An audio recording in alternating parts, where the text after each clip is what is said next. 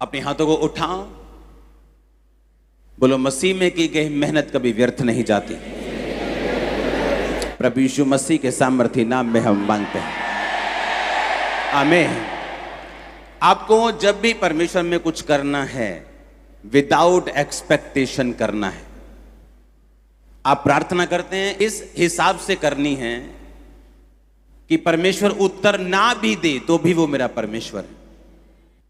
जब हम फास्टिंग करते हैं इस हिसाब से करनी है कि अगर मुझे उत्तर ना भी आए तो भी वो मेरा परमेश्वर है।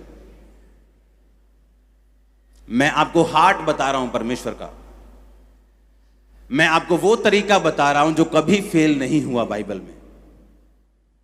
हमें परमेश्वर को यूज नहीं करना, हमें परमेश्वर को इस्तेमाल नहीं करना, हमें परमेश्वर को एक इंस्ट्रूमेंट नहीं समझना चंगियाई का, बरकत का, जिसे हम आए और इस्तेमाल करें और इस्तेमाल करने के बाद चले जाएं। जब लोगों को स्टपनी आदत करने की बहुत आदत होती है कि पंचर हो गया स्टपनी निकाल लो, गाड़ी का ध्यान नहीं रखा तो किसी दिन स्टपनी भी पंचर निकलती है और आप सड़क पर खड़े हो जाते हैं। यीशु मसीह को इस्तेमाल नहीं करना, बाइबल में लिखा मसीह में की गई मेहनत कभी भी व्यर्थ नहीं जाती। जब हम यहां पे चैरिटी का काम कर रहे थे, कोविड का काम कर रहे थे, कोविड के उस टाइम में जहां पर आप भी जानते हैं अप्रैल मार्च में जब 2020 में जब पहला लॉकडाउन लगा और सब एनजीओ, सब लोग, सब यहां तक कि बहुत से मैन ऑफ गॉड भी छुप गए थे और नजर नहीं आए थे, तब हम सड़कों के ऊपर थे पंजाब पुलिस के साथ। आपको मालूम है, एवरी डे, रोज रोज रोज रोज पूरा ध्यान, सब कुछ बंद करके, कंस्ट्रक्शन बंद करके, मिनिस्ट्री के काम बंद करके, पूरी चैरिटी में लोगों को राशन देने में जो अब तक काम चल रहा है वो बंद नहीं हुआ। मेरी फैमिली मुझसे बोलती थी कि आपने इतनी चैरिटी की है, अगर इतनी चैरिटी की है कि हमें इंडिया में पता नहीं कितने इनाम मिल चुके होते अभी तक, कितने अवार्ड मिल चुके होते अभी तक। मैंने कहा हम अवार्ड के लिए नहीं कर रहे, God's time is the best time. और जब अमेरिका की गवर्नमेंट ने मुझे बताया कि हम आपको उस चैरिटी के लिए, उस काम के लिए जो परमेश्वर का आप कर रहे हो, हम आपको ऑनर करना चाहते हैं, स्टेट की ओर से, सेंट्रल गवर्नमेंट की ओर से, शहरों की ओर से, तो जिस दिन मुझे वो अवार्ड मिल रहे थे तब इंडिया में 16 अगस्त था, मेरा जन्मदिन स्पिरिचुअल, और वहां पे 15 अगस्त था। हालेलुया।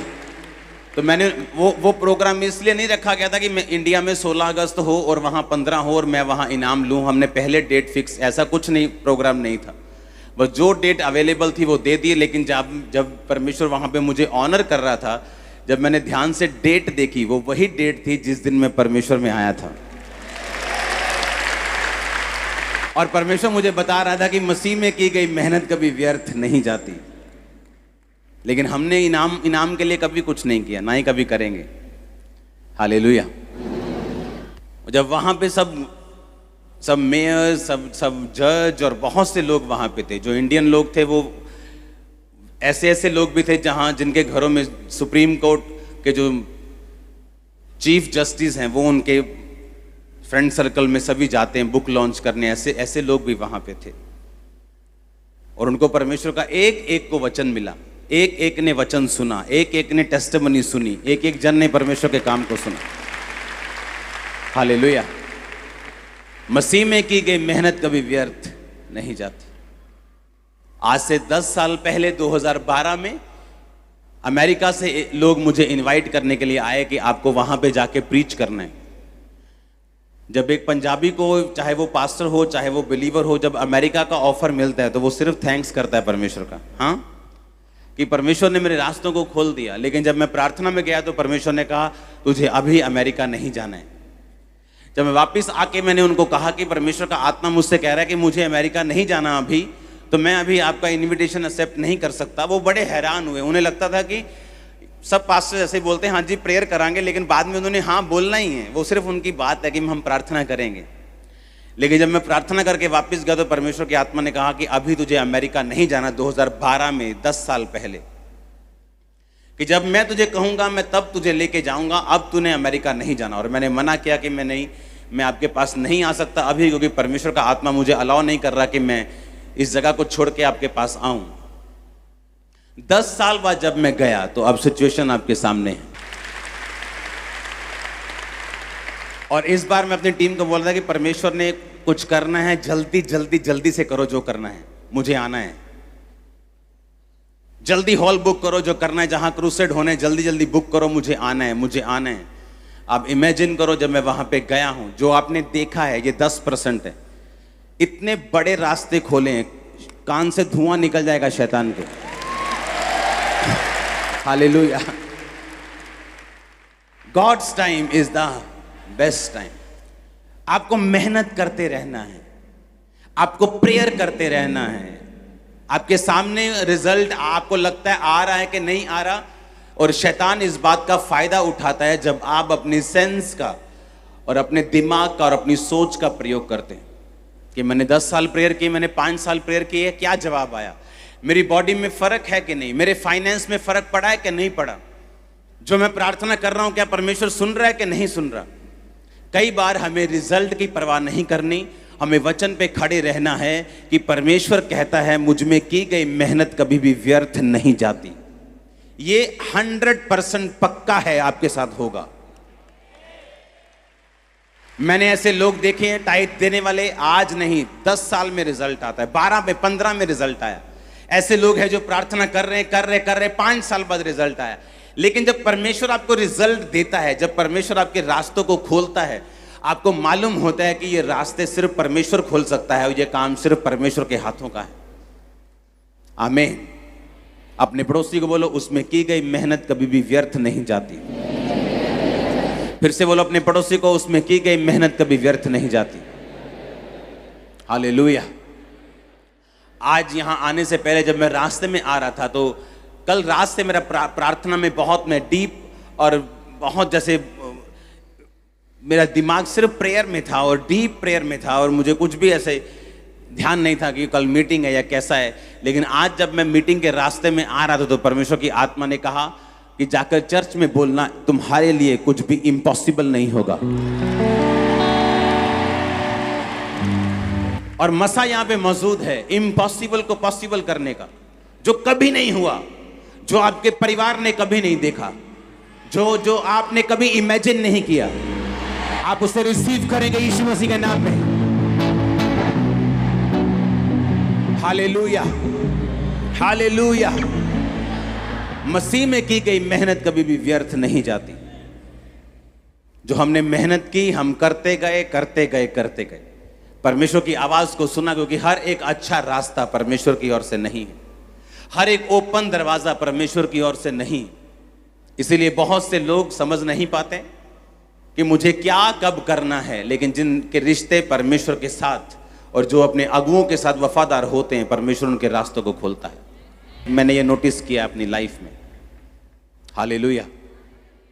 जो काम परमेश्वर ने अब लेने थे, अगर मैं 12 में जाता तो शायद ये काम नहीं होता, मुझे मालूम है।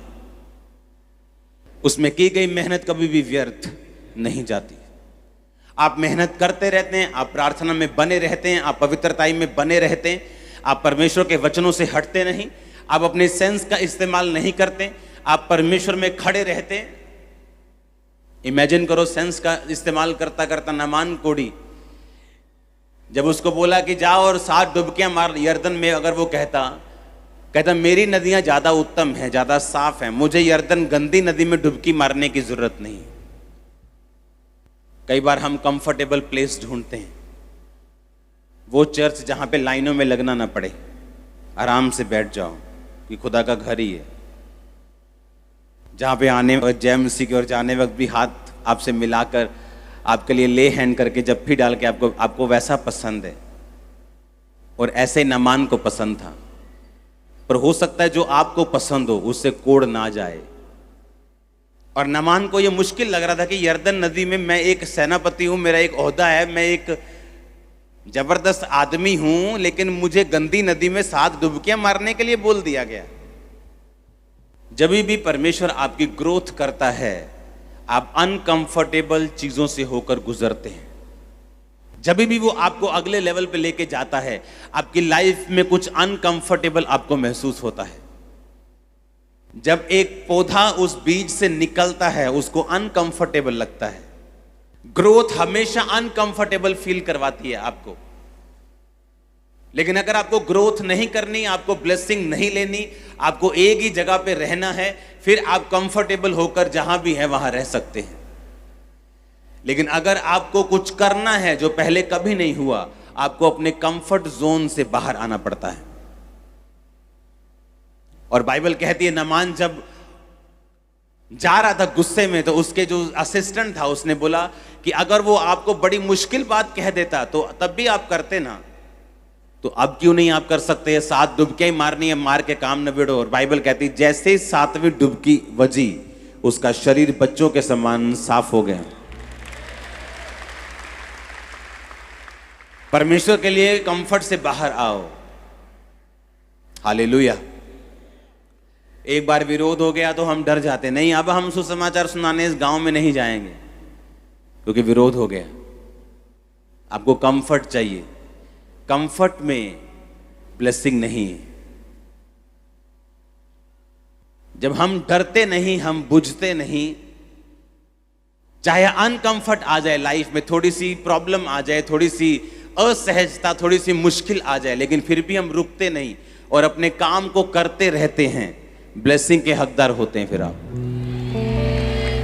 और यही बात नमान को लग रहा था कि मुझे कंफर्ट में रहना था। मेरे अंदर मुझे बुलाता अपने घर में, मेरे पे तेल लगाता, मेरे सिर पे हाथ रखता, मुझे हील करता, चाय पानी पिलाता, मैं उसको लाखों रुपए देता और मैं आ जाता। ये उसका प्लान था। लेकिन जरूरी नहीं जो आपका प्लान है वो परमेश्वर का भी प्लान है।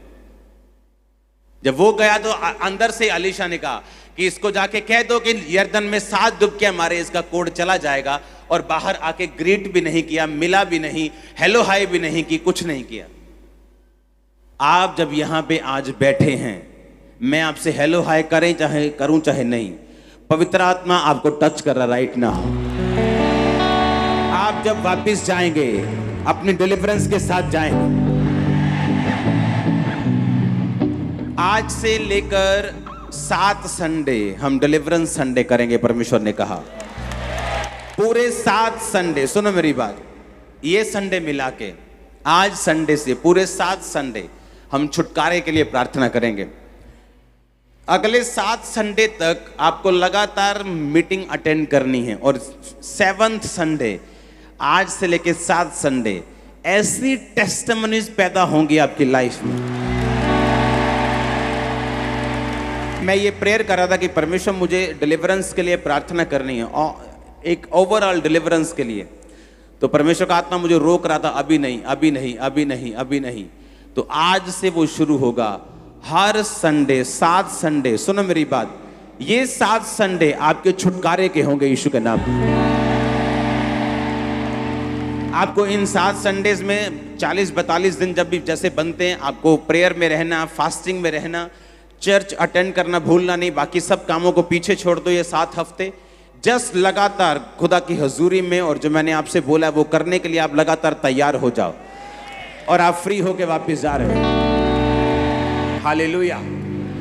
मैं आपको डिलीवरेंस में लेके जा सकता हूं क्योंकि मैंने वो डिलीवरेंस पाई है परमेश्वर से। वो शरीर में भी पाई है, वो स्पिरिट में भी पाई है, फाइनेंस में भी पाई है, वो लोगों से पाई है, गलत लोगों से पाई है। मैंने हर तरह के डिलीवरेंस को टेस्ट किया है। ये 7 हफ्ते में आप मल्टीपल डिलीवरेंस को टेस्ट करेंगे अपनी लाइफ में। गलत लोगों से आप छुटकारा पाएंगे, आप गलत सिस्टम से छुटकारा पाएंगे, बीमारियों से पाएंगे, दुष्ट आत्मा से पाएंगे, गरीबी के श्राप से पाएंगे, परिवार के श्राप से पाएंगे। आमीन, आमीन। आप इस छुटकारे को लेंगे यीशु मसीह के नाम में। हालेलुया।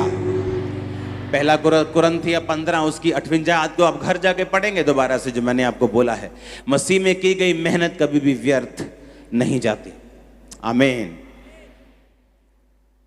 अपने पड़ोसी को बोलो, मसीह में की गई मेहनत कभी भी व्यर्थ नहीं जाती। आमीन। अब आपको ये बात समझनी है कि अब 7 हफ्ते में आपको डिलीवरेंस के ऊपर और किस तरह से परमेश्वर से हमने छुटकारों को लेना है, मैं आपको इसके ऊपर वचन दूंगा। आप तैयार हैं क्या? मैंने कहा आप तैयार हैं कि नहीं? और अगर ये वचन आपने पकड़ लिया और आप इस हिसाब से चलते रहे, आप बड़े से बड़े बंधन को तोड़कर वापस आ रहे हैं। बड़े से बड़े, वो आपके बेटे का हो, वो आपके नशे का हो, वो आपके कर्जे का हो, आप उसे तोड़ देंगे यीशु मसीह के नाम में। हालेलुया। अपने पड़ोसी को बोलो, बने रहो, अड़े रहो और खड़े रहो। आमीन। रूत की पुस्तक 1 उसकी 1 से 17 आयत को आप घर जाके पढ़ेंगे। स्क्रीन पे देखेंगे हम एक आयत को।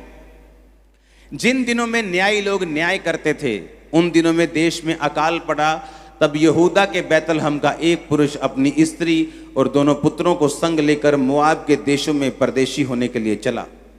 उस पुरुष का नाम एलीमेलेक, उसकी पत्नी का नाम नियोमी, दोनों बेटों का नाम मेलोन और किल्योन था। वे एपराती थे, अर्थात यहूदा के बैतलहम के रहने वाले थे। वे मोआब के देश में आकर रहे। तब नियोमी का पति एलीमेलेक मर गया। नियोमी और उसके दोनों पुत्र रह गए और एक एक करके उन्होंने मोआबिन स्त्री से विवाह कर लिया। एक का नाम ओप्रा और दूसरी का नाम रूत था। फिर वो वहाँ कोई 10 वर्ष तक रहे। तब महलोन और किल्योन दोनों मर गए और नियोमी अपने दोनों पुत्रों और पति से रहित हो गई। हालेलुया। परमेश्वर ने आपको अपनी महिमा के लिए बुलाया है और परमेश्वर ने इसलिए भी आपको बुलाया है कि वो आपको परख कर आपको ब्लेस कर सके। बैतलहम का मतलब है रोटी का घर। और बाइबल कहती है एलीमेलेक ने जब देखा कि मेरे पास रोटी नहीं क्योंकि अकाल पड़ चुका है, वो मोआब देश में रहने के लिए गया। मोआब देश नीचा है और बैतलहम ऊंचाई पे है। बैतलहम का मतलब है रोटी का घर और मोआब यानी कि एक ऐसी जाति जो व्यभिचार से पैदा हुई थी। एलीमेलेक ने यह नहीं देखा कि परमेश्वर के घर में अगर अकाल है, अगर परमेश्वर के घर में जिसका नाम ही रोटी का घर है, मुझे रोटी की कमी है, तो भी मुझे पाप की ओर नहीं जाना, मोआब जाति की ओर नहीं जाना जो व्यभिचार से पैदा हुआ है और जिससे परमेश्वर नफरत करता है। लेकिन बाइबल कहती वो आत्मिक नॉनसेंस व्यक्ति था। उसके बच्चों के नाम से मालूम होता है। एक का नाम किल्योन था, दूसरे का नाम महलोन था। एक का नाम है कमजोरी, दूसरे का नाम है बीमारी। एक के नाम का मतलब है कमजोरी, दूसरे के नाम का मतलब क्या है? बीमारी। ऐसा नाम अपने बच्चों का वही रख सकता है जो आत्मिक रूप से बीमार हो और नॉनसेंस व्यक्ति हो। कुछ लोग आत्मा में नॉनसेंस होते हैं, उन्हें लगता है कि ये सब बातों का कोई मतलब नहीं। मैं कोई भी नाम रख दूं, नाम से क्या लेना, हम कमाएंगे तो खाएंगे, नाम क्या दे देगा। लेकिन वो गलत फहमी में है। नाम का मतलब आपकी लाइफ की डेस्टिनी है। नाम का मतलब उस नाम का पूरा महत्व आपकी लाइफ में रहता है। हालेलुया। मूसा जल में से निकाला गया, इसका नाम मूसा पड़ा। और जब मूसा फंसा तो जल की परीक्षा में फंसकर कनान जाने से रुक गया। ये बहुत डीप बात है, आज मैं इसे नहीं करूंगा आपके साथ। एक नॉनसेंस व्यक्ति ही अपने बच्चों का नाम बीमारी और गरीबी और बीमारी और कमजोरी रख सकता है। वो नॉनसेंस था, इसीलिए परमेश्वर के घर को छोड़ के पाप की ओर चला गया ताकि वो रोटी को कमा सके, अपने परिवार को जिंदा रख सके। और शायद परमेश्वर ने उसे परखा था कि जब मेरे घर में अकाल हो, जब मैं तेरी जिंदगी में अकाल डालूं, जब मैं तेरी जिंदगी में कमी को डालूं, क्या तू अपनी पवित्रताई को, क्या तू अपनी स्पिरिचुअल लाइफ को नीचे की ओर लेके जाएगा? अगर तुझे जरूरत हो, क्या तू वहीं रखेगा जहां तुझे रखनी चाहिए? बाइबल के सबसे बड़े छुटकारों में से एक छुटकारा रूत का होता है। जब बाइबल कहती जब उसका पति मर गया और अपनी सास के साथ वो इज़राइल में और बैतलहम में वापस गई और उसकी जो जेठानी थी वो चली गई। जब नियोमी ने कहा कि देखो दोनों बहुओं को कि मैं पति नहीं कर सकती और मेरे बच्चे भी नहीं कि तुम उनकी पत्नियां ठहरो, वापस चले जाओ अपने देश में और वहां पति करो और मुझे छोड़ दो। और बाइबल कहती बड़ी जेठानी जो थी वो छोड़ के चली गई, क्योंकि उसे मालूम था कि बूढ़ी सास के साथ सारी उम्र रहने से अच्छा ये है कि मैं अपने देश में वापस चली जाऊं जहां से आई थी। लेकिन रूत ने कहा तेरे लोग मेरे लोग होंगे, तेरा परमेश्वर मेरा परमेश्वर होगा। उस आयत को हम अपनी स्क्रीन के ऊपर पढ़ेंगे। रूत बोली, तो मुझसे ये विनती ना करके मुझे त्याग या छोड़कर लौट जा। जिधर तू जाए मैं भी जाऊंगी, जहां तू टिके वहां मैं भी टिकूंगी। तेरे लोग मेरे लोग होंगे, तेरा परमेश्वर मेरा परमेश्वर होगा। तारीफ करो जोर से इस लाइन के लिए। आगे लिखा, जहां तू मरेगी वहां मैं भी मरूंगी, जहां तुझे मिट्टी दी जाएगी वहां मुझे मिट्टी दी जाएगी। यदि मृत्यु छोड़ मैं किसी कारण तुझसे अलग हो जाऊं तो यहोवा मुझसे वैसा ही वर्ण अधिक करे। उसने कहा, तेरे लोग मेरे लोग होंगे, तेरी मुसीबतें मेरी मुसीबतें, तेरा सुख मेरा सुख होगा, तेरा परमेश्वर मेरा परमेश्वर होगा। मैं अगर मोआब में चली गई तो वहां पर मुझे सारे सुख तो मिल जाएंगे, लेकिन यहोवा परमेश्वर की आराधना वहां नहीं होती तो वहां पे परमेश्वर मुझे नहीं मिलेगा। उसने कहा, सिर्फ मौत ही होगी जो तुझे मुझसे अलग कर सकती है। और बाइबल कहती है, रूत ये कहकर अपनी सास के साथ रह गई और एक खेत में सीला बिनने का काम, यानी जब फसल उठाते थे लोग तो जो कुछ रह जाता था उसे उठाने का काम करने लगी। और बाइबल कहती है कि उसे उठाते उठाते वहां बोअज मिला जो उसका रिश्तेदार निकला, और परमेश्वर ने बोअज के दिल में डाला कि वो रूत से शादी करे। और बाइबल कहती है फिर रूत ने ओबेद को जन्म दिया जो दाऊद का क्या था, परदादा, हाँ, यिशै। उसके बाद उससे वो जन्मा, और बाइबल कहती है उसी दाऊद से यीशु मसीह और उसी दाऊद से आप और मैं पैदा हुए। सबसे बड़े छुटकारों में से एक छुटकारा जो है वो रूत का है बाइबल में। और उसने क्या कहा कि मौत को छोड़कर मुझे अब तुझसे अलग कोई नहीं कर सकता। तो मैं आपसे ये क्वेश्चन करना चाहता हूं, क्या आपकी भी यही स्टेटमेंट है परमेश्वर के लिए? क्योंकि छुटकारा हर एक व्यक्ति चाहता है, मेरा छुटकारा हो, मेरी फैमिली का छुटकारा हो, मेरे फाइनेंस का छुटकारा हो, मेरे शरीर में छुटकारा हो, मुझे बीमारियों से छुटकारा मिले, मुझे शैतान से छुटकारा मिले। लेकिन हर एक छुटकारे के लिए एक प्राइस पे किया गया है। आज देश आजाद हुए, हम 15 अगस्त में वहां आजादी मना रहे थे, आप यहां मना रहे थे। आसानी से मिल गई थी आजादी क्या? हाँ, कितने लोगों ने अपनी जान दी है, हाँ या ना? एक शारीरिक छुटकारे के लिए बाइबल कहती है हर एक छुटकारे के लिए कीमत अदा की गई है। यीशु मसीह ने भी कीमत अदा की है आपके छुटकारे के लिए। आपको उस छुटकारे को ग्रहण करने के लिए विश्वास करना होगा, और विश्वास की कीमत परमेश्वर को देनी होगी। आमीन। और उसने कहा कि मौत के अलावा और कोई चीज मुझे तुझसे अलग नहीं कर सकती। मौत ही आएगी तो मैं तुझसे अलग होंगी, लेकिन कोई दुख, कोई बीमारी, कोई पति का लालच, किसी भी तरह का कोई अटैक मुझे तुझसे अलग नहीं कर पाएगा। तो मैं आपसे ये क्वेश्चन करना चाहता हूं कि क्या आपकी भी यही स्टेटमेंट है परमेश्वर के लिए कि नहीं? क्योंकि छुटकारे के लिए जो परमेश्वर अब अगले 7 हफ्ते में आपके लिए छुटकारे के लिए प्रेयर करूंगा, इसके लिए जरूरी है कि आपका माइंड सेट बिल्कुल परमेश्वर के वचन के मुताबिक हो, और आपका जो दिमाग है, आपका जो स्पिरिट है, वो बिल्कुल परमेश्वर के वचन पे खड़ी हो, ताकि जब मैं आप पर प्रेयर करूं, परमेश्वर आपकी प्रेयर को भी सुन के आपको इज्जत दे, आपको ताकत दे, आपको बरकत दे। आमीन। आप मेरी बात समझ रहे कि नहीं? उसने कहा मौत को छोड़कर और कोई चीज मुझे तुझसे अलग नहीं कर पाएगी।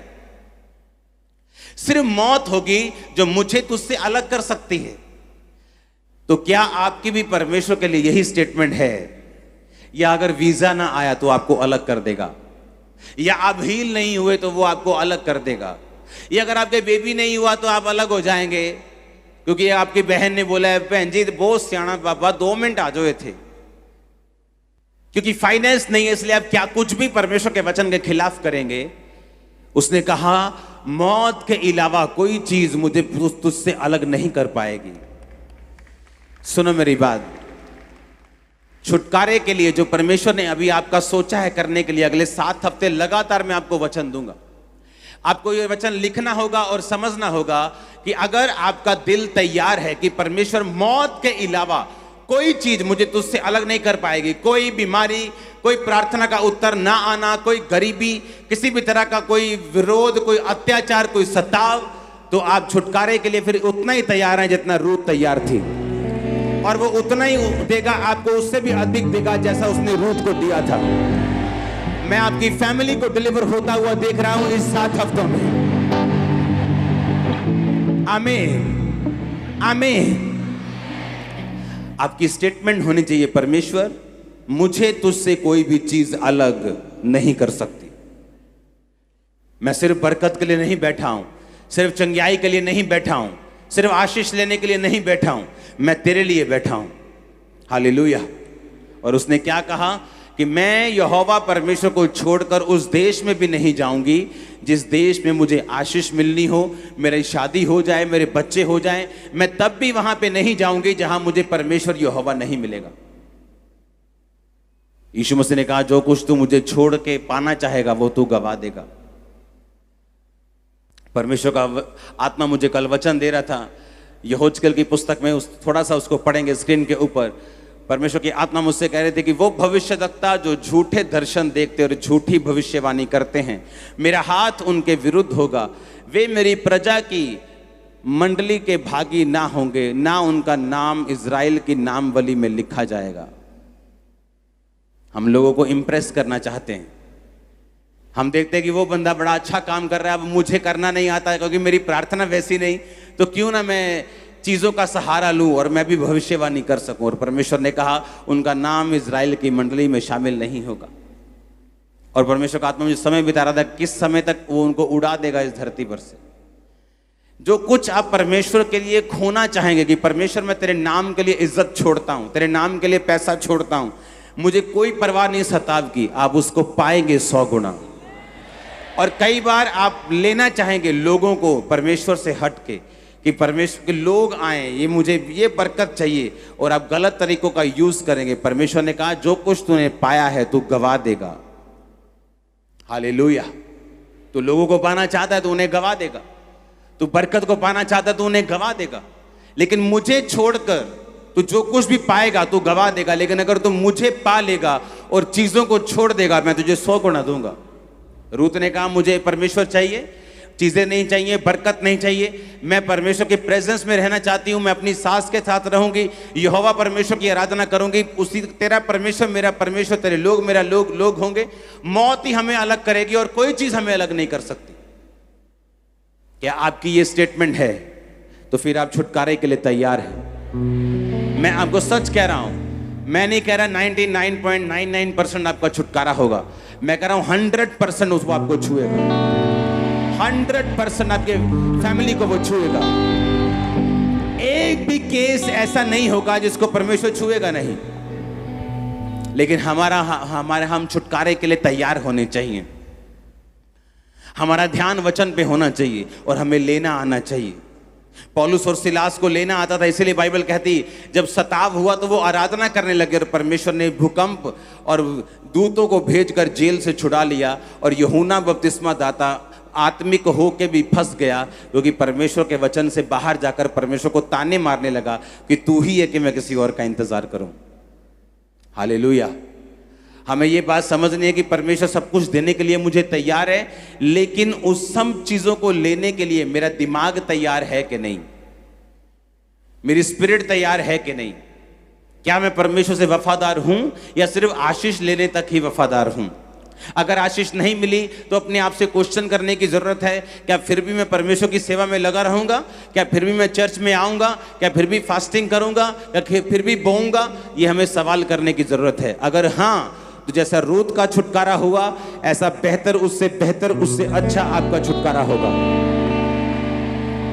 और वो आपको छुटकारा देने के लिए तैयार है, इसलिए उसने आपको वचन दिया है। क्यों परमेश्वर कहता है हम रूत की पुस्तक पढ़ें जो आज से हजारों साल पुरानी है? क्यों वो कहता है हम नया नियम पढ़ें जो आज से 2000 साल पुराना है? इनको पढ़ने से हमें ये मालूम होता है किसने छुटकारा पाया और कैसे पाया, और किसने नहीं पाया और क्यों नहीं पाया। आमीन। यूहन्ना बपतिस्मा दाता ने क्यों नहीं पाया, पौलुस सिलास ने क्यों पाया, रूत ने कैसे पाया और उसकी जेठानी ने कैसे नहीं पाया। अगर रूत की जेठानी वापिस ना जाती तो वो जो बरकत बोअज की मिलनी थी वो उसकी जेठानी की थी, उसकी नहीं। हालेलुया। क्या बोला मैंने कि अगर रूत की जेठानी वापस ना जाती तो बरकत रूत को मिली थी वो उसकी नहीं थी, किसकी थी? उसकी जेठानी, क्योंकि वो बड़ी थी। दाऊद राजा होने के लिए नहीं चुना गया था, उसके भाई थे राजा होने के लिए चुने गए। लेकिन जब हम अपनी जगह को छोड़ देते हैं, परमेश्वर वो जगह किसी और को देता है। अपनी जगह पे अड़े और खड़े रहो, अपनी जगह पे बने रहो। जो विश्वासी होने के दिए खड़े रहो, सताव आए खड़े रहो, तो खुदावंद ऐसा टच करेगा दुनिया आपको देखेगी। बस बने रहना है, आमीन। खड़े रहना है, प्रार्थना में खड़े रहना है, विश्वास में, फास्टिंग में, सताव में भी, आंसुओं में भी, रोने वक्त भी। लेकिन आपको याद होगा कि रूत का परमेश्वर मेरा भी परमेश्वर है। अगर उसने रूत को नहीं छोड़ा वो मुझे भी नहीं छोड़ेगा। अगर उसने उसके जीवन में रास्ता निकाला मेरे जीवन में भी वो निकालेगा। Hallelujah, hallelujah. वो आपको बचा के रखेगा। मैंने कहा वो आपको बचा के रखेगा, वो आपको सेव करके रखेगा। आमीन। ऊंचा, ये बरकत आपकी है। आप खड़े रहने के लिए तैयार हैं परमेश्वर में? और ये छुटकारे का पहला सबक होगा। जब परमेश्वर आपको छुटकारा देता है वो प्लानिंग्स बनाता है। रूत की शादी जिससे होनी थी उसने कहा कि मेरे से भी पहले एक रिश्तेदार है जिसको लीगली तेरे साथ शादी करने का अधिकार है, क्योंकि तेरे पति मरने के बाद वो है जो तुझसे शादी कर सकता है। और बोअज ने उससे बात की। उसने कहा रूत जो नयोमी है उसका घर तुझे लेना होगा, क्योंकि वो तू उसका करीबी, सबसे करीबी रिश्तेदार है। कहता ठीक है मैं लेने के लिए तैयार हूँ, पर कहता तुझे शादी भी करनी होगी, वो 2 विधवाओं को संभालना भी होगा। कहता नहीं नहीं नहीं, अब मैं तैयार नहीं हूं। उसने रूत को देखा नहीं था और परमेश्वर ने रूत को छुपा के रखा उस रिश्तेदार से, क्योंकि परमेश्वर बोझ को उसकी जिंदगी में देना चाहता था। जिससे वो आपको छुपा के रखना चाहता है वो छुपा के भी रखेगा। जिसको वो आपको दिखाना चाहता है वो दिखाएगा भी। जो कुछ भी आपकी लाइफ में होना होगा वो परमेश्वर आपकी लाइफ में वैसा ही करेगा। आप जानते हैं जब परमेश्वर आपके साथ होता है, सुनो मेरी बात, इसीलिए तो चतुर, जो चालाक और बहुत चालाक और कॉपी पेस्ट करने वाले लोग होते हैं वो सभी चीजें कॉपी पेस्ट नहीं कर पाएंगे, वो सभी चीजों की आपकी लाइफ में नहीं कर पाएंगे। सुनो, बाइबल कहती है कि जब रूत आई वहां से दूसरे देश से अपनी सास के साथ और काम करने का फैसला कि चलो जाके मैं दिहाड़ी टप्पा कर दी, हाँ मैं दिहाड़ी करके आनी है, तो तेनू भी खवानी है, आप भी खानी है। और बाइबल कहती जब वो दिहाड़ी करने के लिए गई ऑटोमेटिकली वो बोअज के खेत में पहुंच गई। अब यहां कितने खेत हैं? हाँ, यहां से आपने उधर चले जाओ, यहां हजारों खेत हैं, हजारों ओनर्स हैं, हजारों तरह के यहां पे मालिक होंगे जमीन के। लेकिन वो उसी जमीन में गई जो जमीन बोअज की थी। इमेजिन करो, जब आप परमेश्वर के साथ वफादार होंगे, आपने सोच लिया होगा कि परमेश्वर मौत ही है, अब तो मौत भी उससे अलग नहीं कर सकती। बाइबल कहती कि मुझे कोई भी चीज उससे अलग नहीं कर सकती। बाइबल कहती है यहोवा फिर अपने भक्तों के पांवों को मसा करता है। पता है इसका मतलब क्या है? और वो उनके स्टेप्स को अनॉइंटेड करता है कि जिस जगह पढ़ने चाहिए उसी जगह पढ़ने चाहिए। ये बड़ी गहरी बात है, ध्यान से समझना। ये सबके लिए नहीं है, ये उन लोगों के लिए नहीं है जो अभी विश्वास में बनने की कोशिश कर रहे हैं कि इधर भी लंगर प्रसाद चल रहा है, इधर भी चर्च में भी आ रहे, देखते हैं कौन अच्छा है, सब कुछ चल रहा है, इधर भी चल रहा है, उधर भी चल रहा है, वहां भी चल रहा है, वहां भी चल रहा है, थोड़ा बहुत पाप भी चल रहा है, थोड़ी बहुत फेसबुक भी चल रही, थोड़ा बहुत ब्लू फिल्में भी चल रही, थोड़ा चर्च भी चल रहा है, थोड़ी प्रेयर भी चल रही। मैं उनकी बात नहीं कर रहा हूं, मैं उनकी बात कर रहा हूं जो मन बना चुके हैं खुदावन को जीवन देने का, उनकी बात कर रहा हूं। आप मेरी बात समझ रहे कि नहीं? जब आप मन बना चुके हैं, बाइबल कहती जब रूत मन बना के आई कि तेरे लोग मेरे लोग हैं, तेरा परमेश्वर मेरा परमेश्वर है, अलग होना होगा तो मौत आ जाएगी तो अलग हो जाएंगे, नहीं तो नहीं होंगे। हाँ मुझे मालूम है तेरे साथ दुख है, मुझे तुझे पालना पड़ेगा, अपना भी पेट पालना पड़ेगा, शादी नहीं हो सकती, कुछ नहीं हो सकता, गरीबी में रहेंगे, मैं मुआबिन हूं, दूसरे देश में आई हूं, कोई मुझे जानता तक नहीं, तू मर जाएगी, मेरा क्या होगा, सारे सवाल दिमाग में थे। तो भी कहती लेकिन तेरा परमेश्वर मेरा परमेश्वर होगा, दैट्स इट। और बाइबल कहती उसने सोचा कि मैं दिहाड़ी करके आती हूँ, दिहाड़ी करने के लिए अपना अपना झोला झोला लेके घर से निकली, और जिस खेत में दिहाड़ी करने के लिए गई वो बोअज का खेत था। परमेश्वर जानता था, उसे लगता था कि परमेश्वर उससे बात नहीं कर रहे, लेकिन परमेश्वर उसके दिमाग के जो नाड़ियों के सिग्नल थे, चल इधर मुड़ जा, अब आगे चल, चल इधर चलती हूं, चल इधर चलती हूं, चल इधर चलती हूं, चल इधर चलती हूं। कहां आ गई? बोअज के खेत में। मैं आपको मस्सा करता हूं सही जगह जाने के लिए, सही जॉब में जाने के लिए, सही चर्च में जाने के लिए, यीशु मसीह के नाम में। सुनो, अगर ये सही चर्च है, खुदावंद आपकी अगुवाई करेंगे। मैं तो सीधी बात बोलता हूं, सब ऐसे ही प्रार्थना करें तो कईयों की तो खाली हो जाएंगी। Hallelujah, hallelujah. इमेजिन करो, रूत जा रही है और उसे मालूम नहीं, उसे लगता है कि मैंने परमेश्वर में डिसीजन ले लिया। आपको लगता है परमेश्वर आपसे बात नहीं कर रहे, आपको लगता है परमेश्वर आपसे कुछ समझ नहीं आ रहा। वो तब भी आपके पांव को अभिषेक कर रहे हैं, आपके माइंड से वो बात कर रहे हैं। राइट प्लेस पर वो आपको लेके जाएगा और खड़ा करेगा। इस छुटकारे को लेने से पहले एक माइंडसेट हमें चाहिए, वो ये है कि किसी भी चीज, कोई भी वस्तु, कोई भी ब्लेसिंग मिलना या ना मिलना मुझे परमेश्वर से अलग नहीं कर सकता, क्योंकि शैतान इन्हीं चीजों का यूज करते हैं। देख, अभी भी तू बीमार है, वो तेरे सिर में दर्द हो रहा है, वो इन्हीं चीजों का इस्तेमाल करता है परमेश्वर से अलग होने के लिए। और जब हम बोलते हैं कि परमेश्वर ही मेरा परमेश्वर है, मैं किसी बरकत के लिए नहीं, किसी आशीष के लिए नहीं, वरन परमेश्वर ही मेरा परमेश्वर होगा, दैट्स इट। आप तैयार हैं? फिर उसका माइंडसेट जब तैयार हो गया तो बाइबल कहती है वो गई अपनी मर्जी से, लेकिन गई कहां? बोअज के खेत में।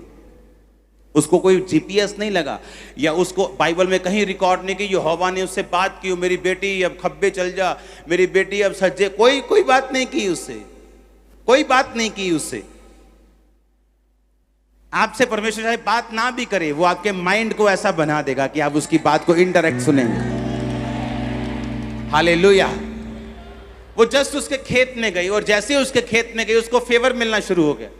बोअज ने कहा ये कौन है? उसने कहा ये वो औरत है जो यहोवा के लिए अपने देश को छोड़ आई है, जो यहोवा के लिए दुखों के साथ रहने के लिए भी तैयार है। उसने कहा ठीक है, तो इस पर फेवर करना, इसको पानी पीने देना, इसको रोटी खाने देना। जब तुम फसल को उतार रहे हो तो थोड़ी थोड़ी जानबूझ के बीच में छोड़ देना।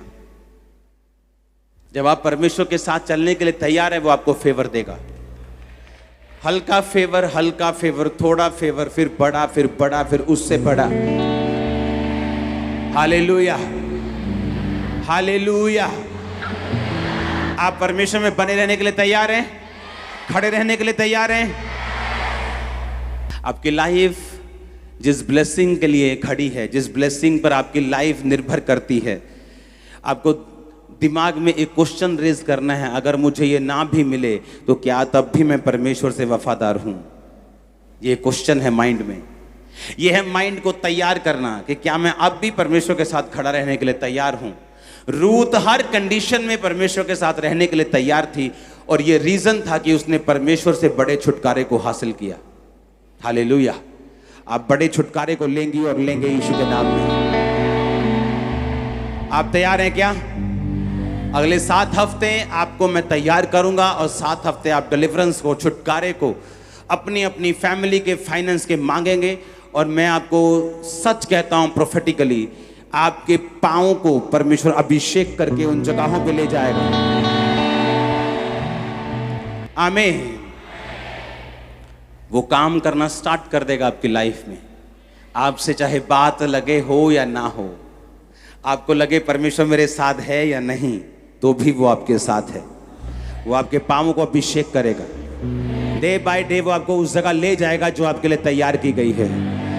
आप मोस्ट ब्लेस्ड पर्सन होंगे अपने परिवार में, मोस्ट ब्लेस्ड पर्सन होंगे अपने मोहल्ले में। Hallelujah, hallelujah. खुदा के साथ रहने के लिए आशीष ना मिले तो भी, बरकत ना मिले तो भी, क्योंकि ये ऐसा वर्ड है जो सब लोग नहीं मान पाते हैं, लेकिन जब आप सुन पाते हैं और समझ पाते हैं, आप उसी लेवल का छुटकारा ले पाते हैं जो उन लोगों ने लिया है।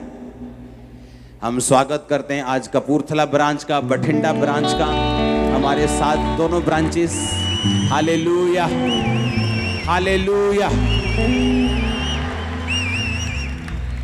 कपूरथला और बठिंडा आज नई ब्रांचेस हमारे साथ हैं।